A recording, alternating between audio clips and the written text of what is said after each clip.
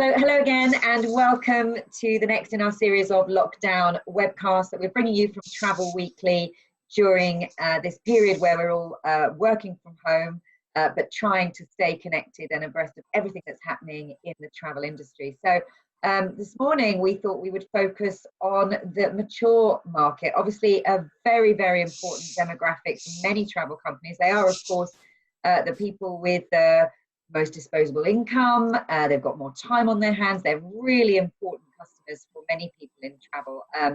So we thought we'd focus on them today with three experts in that field. So I'm joined today by Ted Wake, who is a director at Kirker Holidays. Good morning, Ted. Morning, Debbie Lucy. Good morning. I've got Debbie Marshall, who is the founder and managing director of Silver Travel Advisor. And we're joined by Iain Powell, who is the head of trade sales and third-party cruise at Saga Holidays and Saga Cruise. So welcome, all of you. Thank you for getting up early and joining me this morning. It's not early. It's not early. So Debbie, I want to start with you because Silver Travel Advisor recently conducted some research among its members to try and, I guess, gauge how people were feeling. So the research was conducted last month, so we were in lockdown, but you were trying to gauge, I think, some idea about how they felt about travel in the future. So perhaps you could just take us through some of those headline findings, Debbie. Sure. So we decided to conduct some research it's actually during the last 2 weeks of April, quite a comprehensive research project amongst 800 or so of our members. And we wanted to find out kind of how they felt, kind of currently, what their thoughts were for the future, how they felt economically, any areas of concern, that kind of thing. Some headline findings, actually starting with the real positives, is that over 80% are really keen to travel again. And over 50% have not been affected at all economically by the crisis. And actually another 30% really only see themselves kind of affected in a minor way, with just 4% saying they were really kind of hard hit. So we feel that both economically and in terms of enthusiasm, there's a really real will to get out there and travel again. What we've also seen emerging, though, is some different kinds of older travellers. And we've always worked quite hard on segmenting the market and not saying that all over 50s or over 60s or indeed 70s are the same. But there's some new kind of emerging market sectors in terms of how people are reacting to the crisis, from those who are really, really nervous and cautious and wanting absolute safety and security before they'll go out travelling again, to those at the other end of the spectrum who are really kind of what we call the sodits and just want to get out there as quickly as they can. Okay, and hearing that, let's go to the two gentlemen. Hearing what Debbie's saying about some of those signs of optimism and people still, 80% still really wanting to travel, does that sort of surprise you? Because obviously there's been lots of talk in the media that, people are never going to go away again, they're never going to get on a plane, they're never going to get on a cruise. So what's your reaction to those headline findings that Debbie's just given us? Let's start with you, Ted. Well, we're pretty excited at Kirk Holidays. We've taken 2 bookings this week for departures this year, which is an amazing result. One gentleman wants to go in October to Rome. Now, his reason for booking now was he couldn't get any insurance beyond October, which seemed like a very good, interesting point, but he was determined to go. He's had it in his diary. It's a wedding anniversary for him this year. And another booking is a big family holiday to Venice in December. And this is a group of people going to celebrate a 70th birthday. And in both of those occasions, we were uplifted. And actually, we were a little bit surprised that they were thinking of traveling this year. So I am reassured by Debbie's statistics. And there do seem to be more customers out there at the moment who are beginning to think positively. And certainly with regard to the management of ongoing business, we've been doing our utmost to encourage people to postpone, obviously, preserves the Travel Agent Commission and indeed our own. And they're very happy to book for 2021. I think initially, at the start of this crisis in March, they were booking for October, November this year, but we're not taking many postponements for departures in September, October, November this year. It's now mostly focused about next year. So overall, there are one or two positive signs out there, but it's a little bit too early to tell exactly how it's going to shake out. I would agree with Debbie. There are a number of clients in this age group who are not impacted financially to the extent that many younger people are. There's a whole raft of people on final salary pensions, and it's an astonishing concept, but it's very real, and they're still feeling very confident about the proportion of their net disposable they're going to put towards holidays in the future, even if it's not this year. Okay, all right. Very interesting. Iain, let's come to you, because Saga conducted its own research, which we reported on just a couple of weeks ago, which perhaps didn't look quite as positive as what Debbie's saying, although I know you'll probably do some more, to see how those attitudes change. But you had found that over 2/3 of over 50s had voiced a reluctance to take a cruise due to the coronavirus pandemic. So where's your thinking now around your customer base? Yeah, I think that that survey aside, I think the bit that we can take positivity from is the fact that over 60% of our ocean cruise guests have either rebooked, so amended their departure date, or agreed to take a refund credit voucher, which means that obviously they are planning to amend in the future, but perhaps at the moment don't know what cruise they want to go on to. So I think that I'm not actually overly surprised by the research we just talked about that Debbie's highlighted. I think it's a fairly resilient customer base. It's a resilient group of people.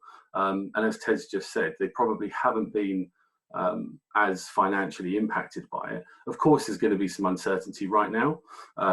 And for the more immediate departures, even if we're talking about for the coming few months, there's naturally going to be some uncertainty around when am I going to be able to travel.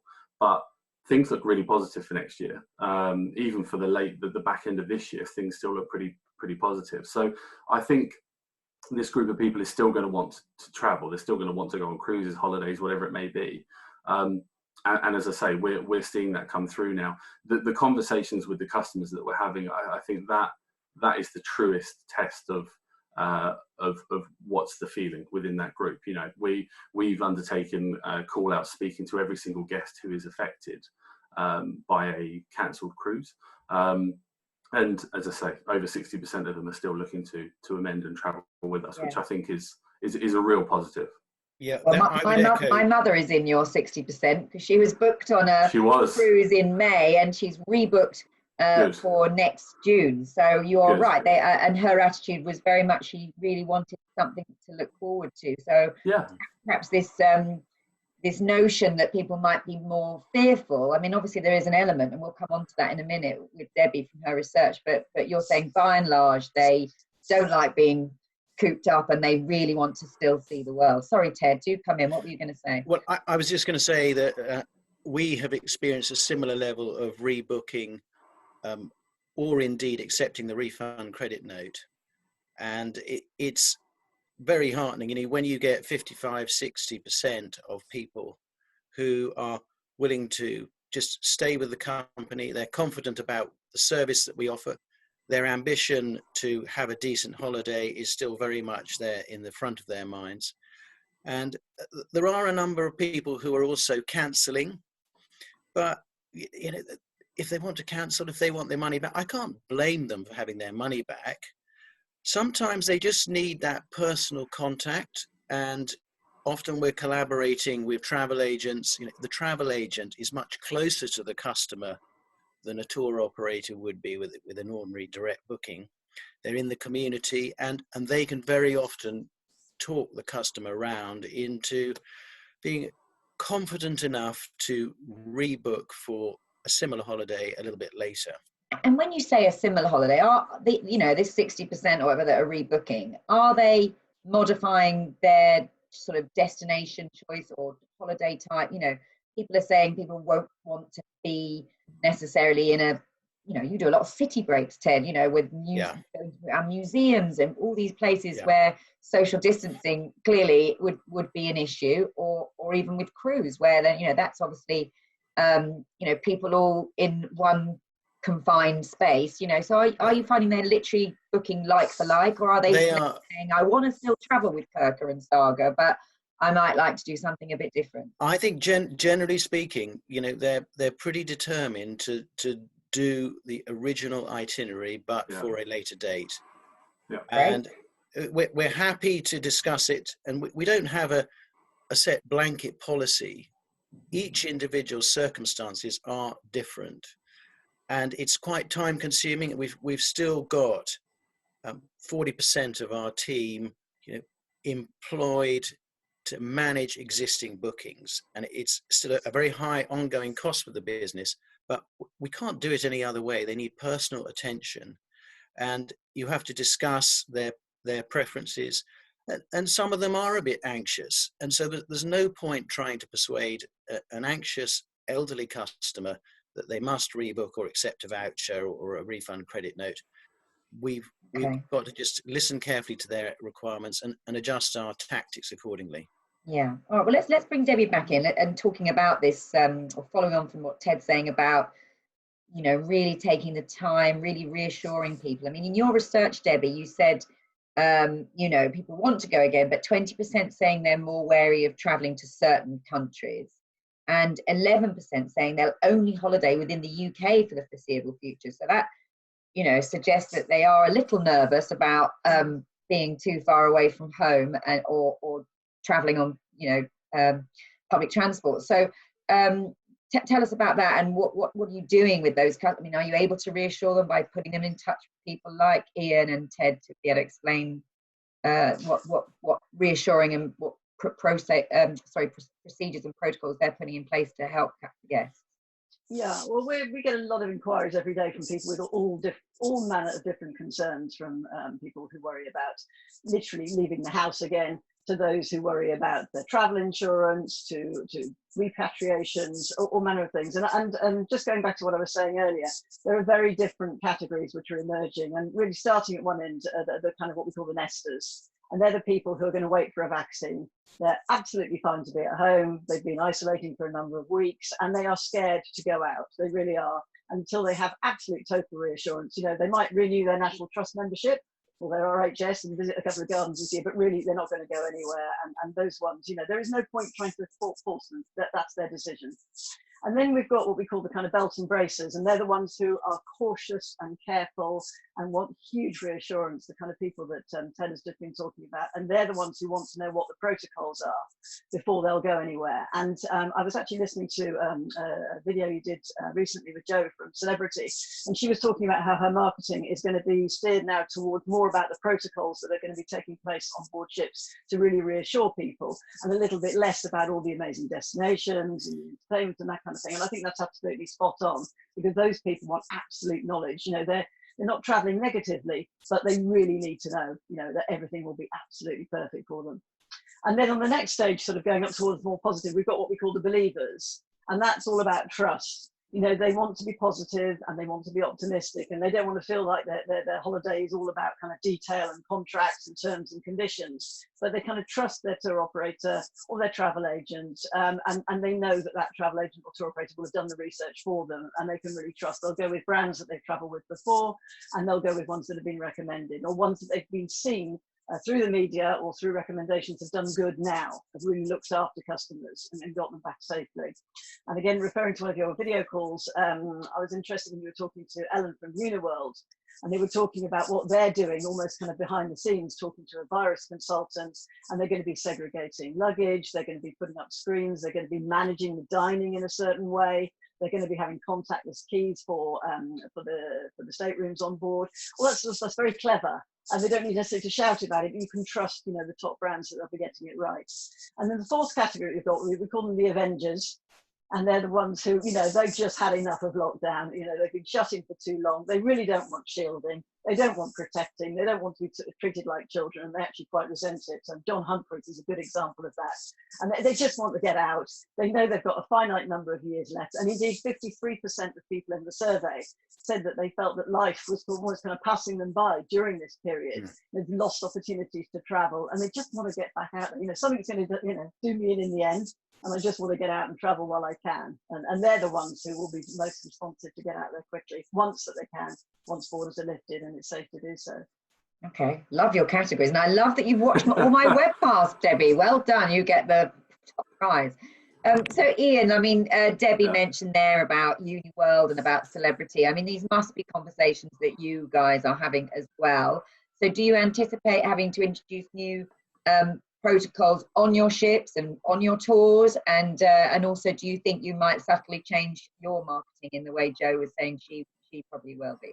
Yeah, absolutely. I'd agree with both points. I guess we are having conversations internally around how we get ourselves ready for a resumption of cruising, holidays, etc.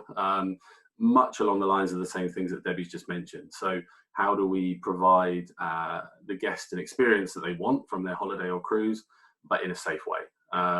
And I guess there are things that are in our control, things that are out of our control. On a ship, we have full control really over the experience and over what happens from arrival, embarkation, all the way through the cruise. So,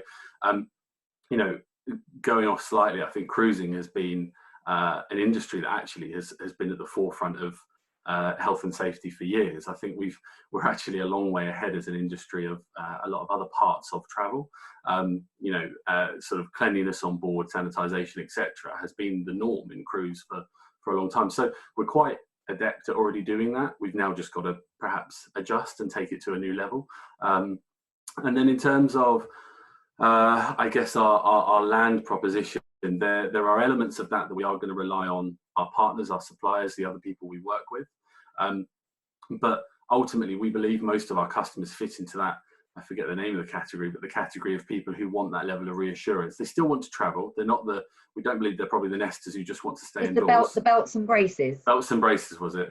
I wanted to go with the Avengers just because I like the name of that category the most. But you probably all want lots of Avengers, but you're probably going to have to deal with a few belts and braces. Yeah, we would love to have all Avengers. But yeah, they want the reassurance, but we know they still want to travel. So this is now about putting the things in place to make them confident that when they go on holiday with Saga or on a cruise, they are well looked after, they are safe to travel with us. And then the marketing side of it, I guess it's going to be interesting to see how that changes in the coming months, maybe even years around. So I've talked about the cruise industry, for example, probably actually leading the way a little bit in terms of, sort of health, safety, sanitization on board. But it's not something we talk about. It's not a marketing. I've never seen a piece of cruise marketing that talks about the fact that there are hand sanitizers everywhere. You have to wash your hands before you. It's not something that we've really gone into, and it's not traditionally been something that you would put top of your list of your marketing. But actually, probably going forward, things like that are going to be things we have to talk about. The level of doctors, nurses we have on board, things like that. All of this stuff becomes really relevant now, and maybe we should have done more in the past as an industry, particularly in cruise, to talk about the stuff that we already do.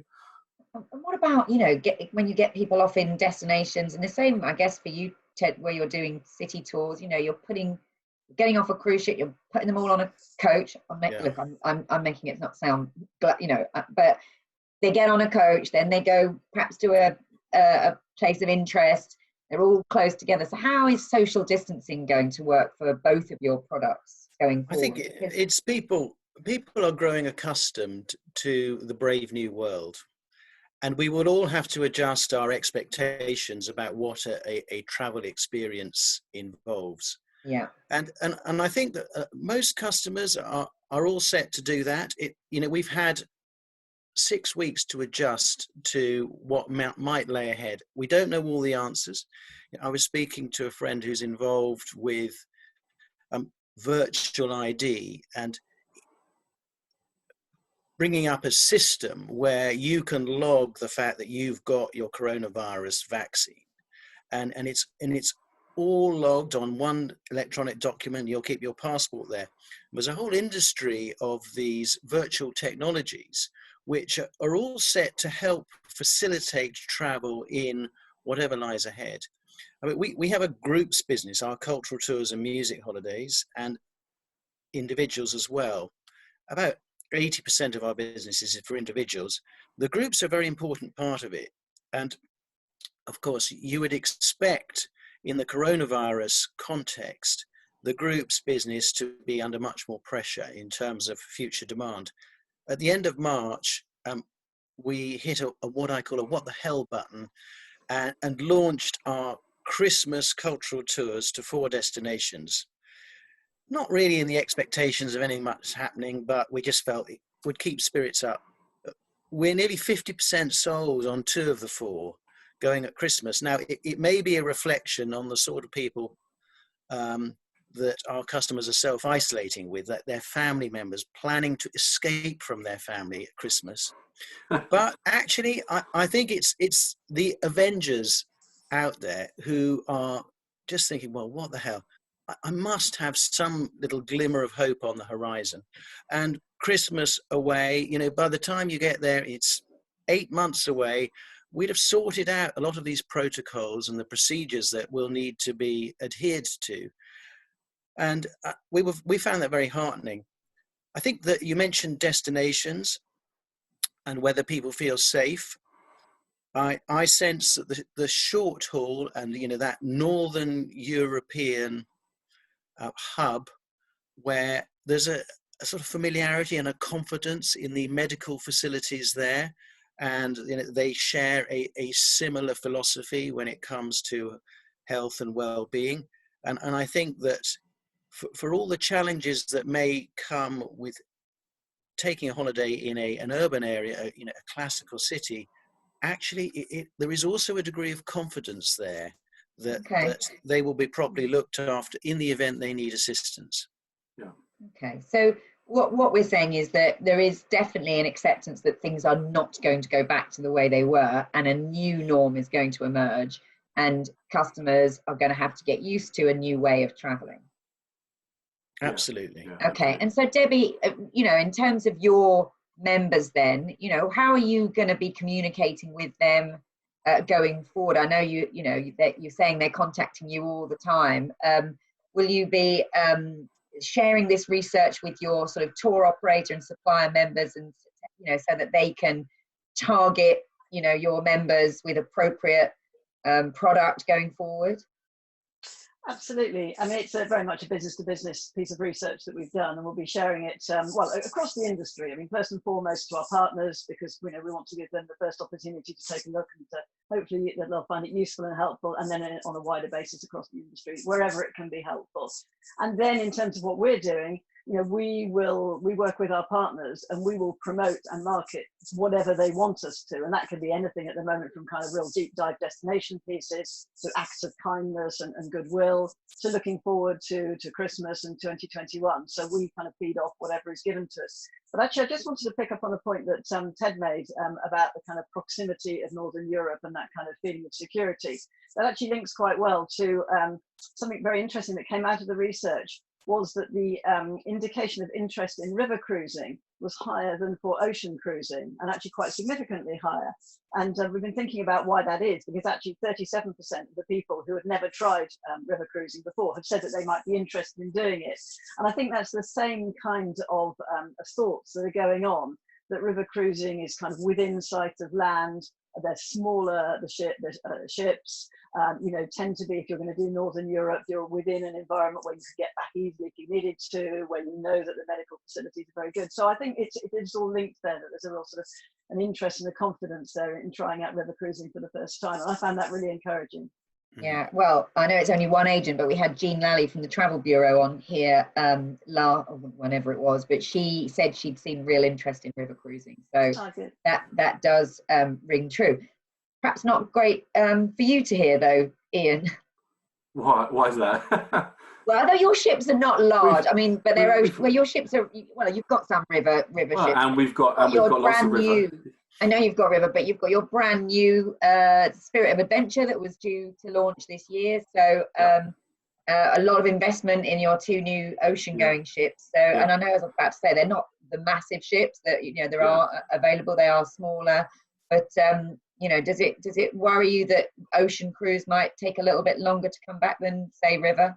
No, I guess we can't be worried about it, because we don't know yet, do we? I think we've got to wait and see how that pans out. You're right. We've invested in ocean, but we've invested in river as well. We've got Spirit of the Rhine launching in March of next year. Yeah. Look, I think it links back to the point around. I get the reason why people feel comfortable on rivers, because, as has just been mentioned, smaller ships closer to land, there might be a view of perhaps an ease to, should they need medical attention, an ease to get off and receive that. That probably links back to the point earlier around how we talk about ocean cruise and the fact that there are excellent medical facilities on board pretty much every cruise ship, not just ours. But again, do we talk about it? Is it something that we highlight? Is it something that customers are aware of? Perhaps not. So I think that in terms of what will return first, who knows? But I think we probably have to do a job there to say, to reassure customers that they're looked after, whatever holiday they might be going on, whether it's river or ocean. As you say, Spirit of Adventure on the way, which we're very excited about. And look, we still see a lot of positivity around that ship. People are still due to travel on her. People are booking her in their great volumes for next year as well. So I don't think this isn't about worrying about when they return or panicking about what might be. This is about us preparing for a variety of different circumstances. And when we get to a point of us being able to return to service, that we're ready to do it. Just on that point, I mean, you've all mentioned that 2021 is clearly lots of people have moved their bookings into next year. You're getting some new bookings for 2021. So what's going to happen there? I mean, are we going to end up with a lack of availability, and are prices then going to go up? I know some agents are already going out into the market now saying, lock in your bookings now, get your prices now, because it's going to really go sky high next year. So is that a possibility? And what's the sort of message then around pricing? I think there's a very real possibility that prices will soon increase for 2021. And it's partly a function that there's a degree of sympathy, there's a degree of just that urge amongst tour operators, travel agents, suppliers, cruise ship owners, just to get the bookings on the slate for next year. And during this honeymoon period, as we are desperate to get bookings confirmed for next year, people are being very sympathetic. They're not charging any extra. They're if it's a low season departure in 2020, moving it to 2021, we persuade the hotel to just charge the same price low season this year, even though they may be booking for a high season next year. Right. That time will have to come to an end, because we're running businesses. Hotels have got overheads. Nobody has got much expectation about Q4 this year in terms of what may or may not still be possible to book. And for next year, there will be a lot of pressure initially to get bookings on the slate, but eventually just to get some decent revenue back on to pay for everything. Yeah. I think people have pretty much realised that 2020 is not going to be a sort of memorable year profit-wise. You were nodding there, Iain. Do you think prices are going to have to go up? Well, as Ted says, because you've got a business to run. No, well, I could have a shameless Saga plug here, couldn't I? So we offer the price promise still in Saga Ocean Cruise, which guarantees guests that they will not have to pay a higher price. So the earlier you book, basically, the better deal you get, and the pricing increases. A little bit like a traditional airline model, pricing gets more expensive the closer to departure. So no, with us, the earlier you book, the better, and it won't be a case of hiking prices up for next year. I think in the industry as a whole, my gut feeling is it will come down to the capacity, the size of the business, and the size of the amount of travellers that these people take on holiday. You could arguably see certain businesses who have a huge committed capacity where they have to actually go pretty low with their price point to fill. And then others who probably could afford to charge a premium if they're perhaps a little bit smaller or not as heavily committed. So I don't think by default prices will increase for next year. I think some businesses will, some won't. I think it's purely going to come down to capacity and how much commitment they have. Yeah. I think one interesting point just about reorganizing this year's departures, we've discovered that the further out you communicate with customers, the easier it is to persuade them to book.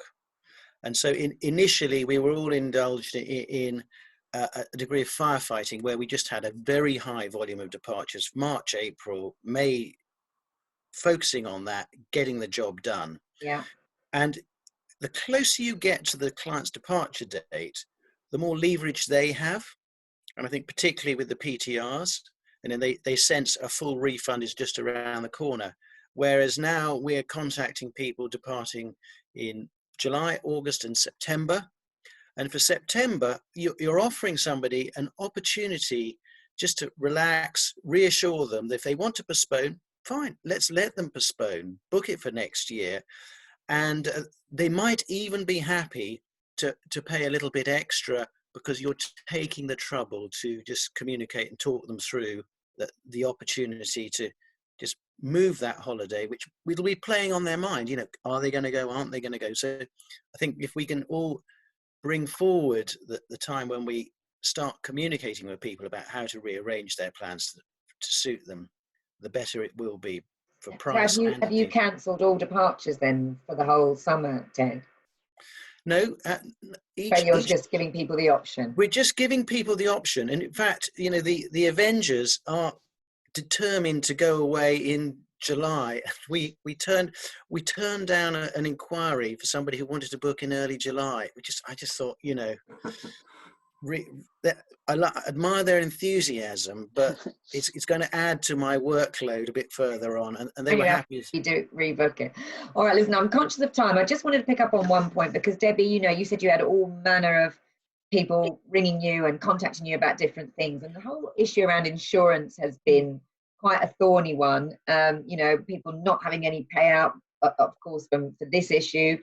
Because they're saying it's force majeure and it wasn't in their control, but then the people unable to get cover for going away for future. So it's been a bit of a tricky, certainly from what we've heard, it's been tricky for people to get that cover, and I think that must be quite concerning for people, particularly in this older demographic. Absolutely. We are hearing a growing and concerning number of stories of people who are unable to get insurance. There are over 30 companies at the moment who are not selling travel insurance who normally do, and about a dozen others at least who have changed their terms and conditions, most notably saying that coronavirus is not now covered. And that is in entirety for some insurance companies, whether it's medical or for cancellation reasons. And that is not going to put any feel of confidence into somebody booking a holiday if they cannot get insurance to cover or they feel that they really need it. And it is worrying. The people who have annual insurance policies, until they renew, they're fine. But it's when they come to renew that it's a problem. Or if somebody has a change in their pre-existing medical conditions and then they try to renew and have new conditions to report. We're hearing reports about premiums going up significantly, companies refusing to take insurance. So it's a big one, because we can have all the enthusiasm that we want and all the people wanting to book and borders opening and things really looking quite positive. But we have older people in particular have to have absolutely fully comprehensive insurance to be able to travel securely and safely. And, you know, that's something that really has to be addressed. So I don't want to pick on, I know you don't work for the insurance side of your business, Iain, but I know you try and sell policies, don't you? As across the company when people are traveling with you. So are your guys working on new policies that would cover coronavirus and would allow people to travel with confidence? Yeah, so at present we fall into the category of, as Debbie said, existing policies or policies that are on existing bookings. Coronavirus is covered. So I guess that sort of makes more important the amendment process of our holiday. So and when you say it's covered, are people covered if they get ill and need medical treatment? Are they covered if they need to be flown home? Are they covered if coronavirus forces a cancellation of their holiday? Is it the whole thing?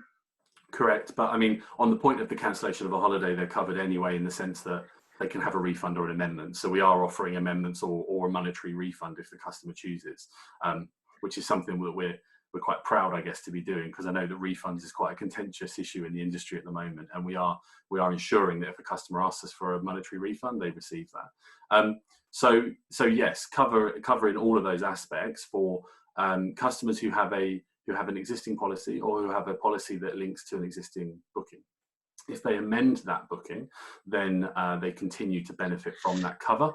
If they create a new booking, then they are in the category of coronavirus cover isn't included. Now, I know that's difficult, but I think the reality is that it's very hard to provide cover for new bookings at this point in time for pretty much any insurer.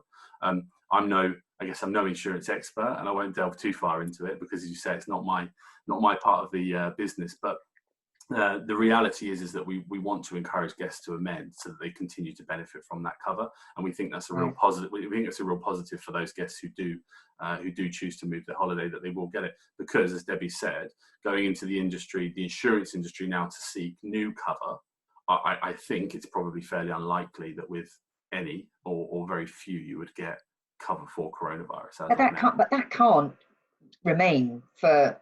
I mean, it's just untenable that we would have a situation where you can't, get any cover. I mean, as Debbie says, people won't travel if they don't have fully comprehensive insurance. They just won't feel reassured. So what is the answer? I mean, are insurance firms working on this? Are we putting pressure on them to come up with a policy that would cover new bookings? I can certainly say from our side, the work is pretty rapidly ongoing around how can it be done. I would imagine that's the same for most insurers. So you're right, we can't get to a point where I guess pre-vaccine where it's not covered, but I guess the work's going on. I can't really comment on what other insurers are doing, but I would be pretty confident it's top of the agenda for pretty much everybody right now. I mean, one way you can limit the risk is booking later, closer to departure. And I think a lot of older clients, actually, those undergoing treatment at the time, it's a risk that they have understood and they're managing it. It's partly about perception, but if they book 2 or 3 weeks before departure, they're obviously limiting the risk significantly. The other thing to remember about the area around risk and insurance is the main challenge is about the perception that people have of the virus and the risk. And the more comfortable we become just living through the coronavirus era, the more knowledge, the more information that comes out about it, the closer we get to a vaccine, the more we meet people who've had it and have recovered. Sure, you're not going to overcome people's fear, but the belt and braces gang will always need to have their hands held firmly. But I think that people will grow accustomed to it and they will overcome some of their anxieties as long as we stay confident and we've got realistic expectations about what they should and shouldn't be planning. Okay, final word then from you, Debbie. Would you agree with that? And just if you wanted to pick up on the insurance point in terms of what you would like to see from the insurance industry. Well, I agree that, and until there is a vaccine or some medical treatment that means that this isn't an issue for insurance, there has to be some kind of solution, whether it's a top up you can take or something. There has to be, because a significant proportion of people will be concerned about travelling where they have an insurance policy that excludes it. But I don't want to finish on a negative. And if this is my last word, can I just say that I wanted to say a big happy birthday to Captain, indeed now Colonel Tom today, who is 100 years old. And if that is not an example of an older person, doing something just incredible at that stage of life, I just think it's amazing. And if anybody has not heard that You'll Never Walk Alone with him and Michael Ball and doesn't cry, it's it's just a wonderful thing. And he's just a real flag bearer for older people generally. Amazing. Absolutely. Well, a brilliant way to end it on. Really interesting discussion. I'm delighted to hear such optimism and positivity from all three of you. I really hope you have some great sales, more than 2 bookings next week, Ted. That would be great. Three is our target. Go for 3. All right. Well, thank you very much for joining us. So thank you for Ted from Kirker, to Debbie from Silver Travel Advisor, and to Iain from Saga. Thank you. Thanks, guys. Thanks, Lucy.